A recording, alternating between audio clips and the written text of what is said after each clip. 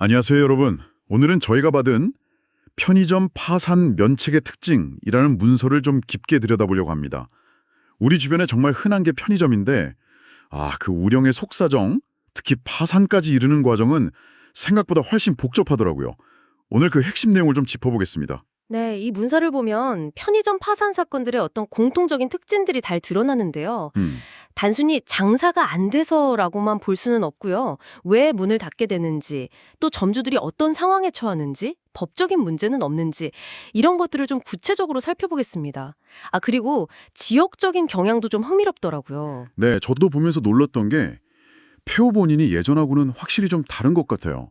그냥 옆 가게랑 경쟁하고 이게 다가 아니더라고요. 뭐랄까, 쿠팡이 친한 배민 같은 배달앱들 있잖아요. 그렇죠. 이런 것 때문에 야간이나 심야 손님이 확 줄어드는 그런 생활 패턴 변화가 크다고 하고요. 네, 맞아요. 그게 큰 요인이죠. 그리고 또 다이소나 뭐 알리, 테무 같은 이런 데서 워낙 싸게 파니까요. 그렇죠. 가격 경쟁이 엄청나죠. 네, 생필품 가격 기준 자체가 흔들리는 느낌. 다이소 과자값이랑 편의점 비교하면 확 느껴지잖아요. 맞습니다. 이런 외부 환경 변화가 정말 큰 압박인데요. 그러다 보니까 이제 점주님들 소득이 정말 심각한 경우엔 아르바이트생보다도 못하게 되는 경우가 생긴다고 문서에 나와 있어요. 진짜 그 정도인가요? 알바생보다 못하다니. 네, 그래서 인건비라도 줄이려고 이제 부부가 같이 하거나 아예 온 가족이 매달리는 거죠. 정말 절박하네요. 심지어 매장 하나로는 부족하니까 여러 개를 동시에 운영하다가 이게 오히려 더 큰 부담이 돼서 결국 파산까지 가는 사례도 있다고 하고요. 아이고. 그렇게 운영을 접게 되면 또 문제가 생기잖아요. 본사와의 관계. 네, 그렇죠. 계약 문제가 있죠. 뭐 영업 중단했으니까 손해배상해라. 아니면 계약 기간 못 채웠으니 위약금 내라. 이런 청구를 당하기도 한다고요. 맞습니다. 이게 또 점주 입장에서는 엄청난 부담이거든요. 운영도 어려운데 이런 청구까지 받으면 정말 막막하죠. 네. 그 계약이란 게 참 양날의 검 같네요. 근데 이 문서에서 좀 중요하게 다루는 부분이 이런 상황에서 파산 절차를 밟게 되면 어떻게 되느냐 이건 것 같아요. 특히 그 위약금 문제요. 네, 바로 그겁니다. 이 문서의 핵심적인 내용 중 하나가 바로 그거예요. 본사가 청구하는 그 손해배상이나 위약금, 위약벌이라고도 하는데요. 이게 파산 절차에 들어가면 파산 채권으로 취급될 수 있다는 겁니다. 파산 채권이요.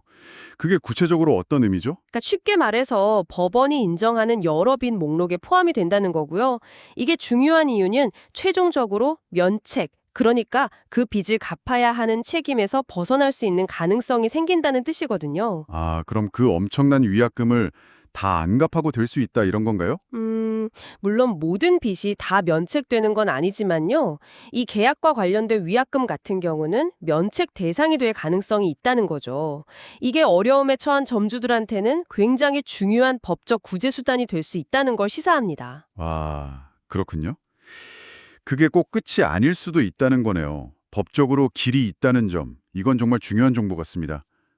이런 법적인 측면 말고도 아까 지역적인 경향도 흥미롭다고 하셨잖아요. 네네. 그것도 좀 눈여겨볼 만한데요. 문서에 따르면 서울 시내 중심부보다는 오히려 고양이나 양주 같은 경기도 외곽, 그 서울 근처 위성도시들에서 폐업이 더 두드러진다고 나와요. 왜 그럴까요? 서울이 더 경쟁이 치열할 것 같은데.